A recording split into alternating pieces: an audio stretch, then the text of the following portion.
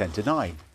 And here's a question. We've got some vintage footage for you of a young performer before he became a singer-songwriter with a hit album and a track that's been streamed 1 billion times. 1 billion, yeah, 1 billion times. He's about to join us. Do you know who this is?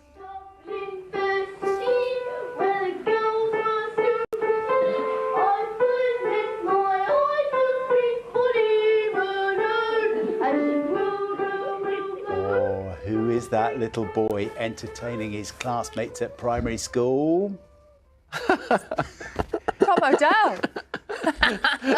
Where's your cap? Your little sweatshirt. It's once a show off, always a show off. So how long would that have been? Okay, that would have been... Oh, God. Decades. Decades. Because you're, what, 31 now? Yeah. So you're, what, there, like 6 or 7 or something? Yeah, I reckon. Maybe a bit younger. I remember singing that song. Cockles and mussels. That's Tom O'Dell's new single, Cockles and Mussels. Streamed 1 billion times. Oh, my goodness. So, I mean, even then, did you know you were going to sing? No, I mean, I was always, as I said, I was probably always a bit of a show-off, but I didn't really know any musicians. I came from Chichester, and the only musicians I knew was my piano teacher, and so the thought of it becoming like a viable career path was just, you know, it wasn't until I was about 15 or 16 started taking it seriously. But it was always a dream, always a dream. I always used to dream of being on stage, and I used to watch. Who did you want to be? I was very obsessed. Well, I was really obsessed with like the 70s stars like Elton John, David Bowie.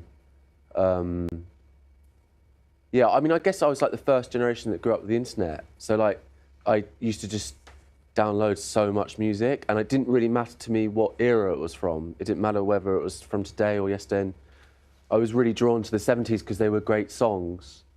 And yeah, I was just obsessed. I was, you know, and I still can't quite believe that I actually do it as a job. I always think maybe I'm going to wake up tomorrow and, you know, maybe it's all going to go away, but... But it's been, what, 10 years now? Yeah, 10 years. Yeah. Yeah, I'm incredibly grateful. I honestly, I don't take it for granted. I absolutely love it, and I love what it's brought me, all the people I get to meet, and all the silly music videos I get to make. But this is another love. This is the 1 billion streams. Yeah, yeah. It's 1 billion and 1 now. Should we listen to a bit?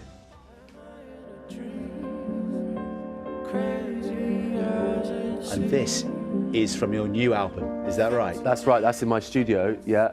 And that's where we recorded the album, which came out on Friday. And I started making it about a year ago. And I challenged myself, you know, I've played the piano since I was 7 years old, or 6 years old.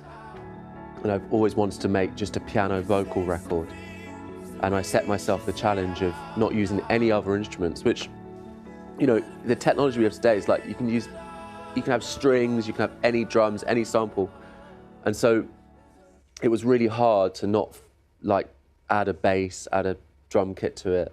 But it was really challenging, really satisfying to make. And I'm really proud of this album. I don't know, it's just like, it was such a joy to make from start to finish. And it's been great playing the songs live this year across all the shows and stuff, yeah. And is that because it feels more simple to you now?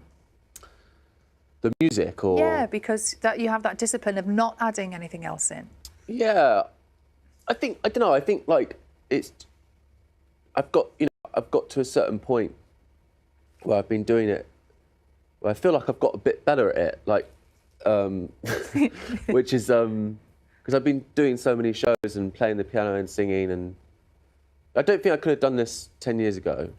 But yeah, I'm really proud of it, yeah. I wonder what that piano teacher in Chichester thinks. Well, I had a few. Oh, really? I had a few, yeah. I'm vaguely in touch with one, Ed Hawkins, who was amazing guy. He really inspired me, because he was the guy that said to me, you know, every piano teacher I'd had was always like, you know, you must play scales and Bach and Mozart, and I was like, it's so boring. And he was the first guy that said to me, you know, you can enjoy this. You can do this for enjoyment. It doesn't have to be a sort of just discipline.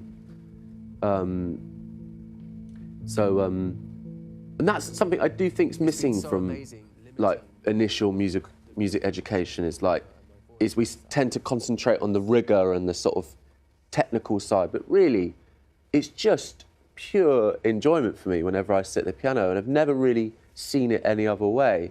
It should just be a place of refuge rather than, you know, sort of ruler on the back of the hand. Like an hour of scales every night. Yeah, Maybe let's not be doing that. Yeah, but that's probably why I'm a rubbish piano player.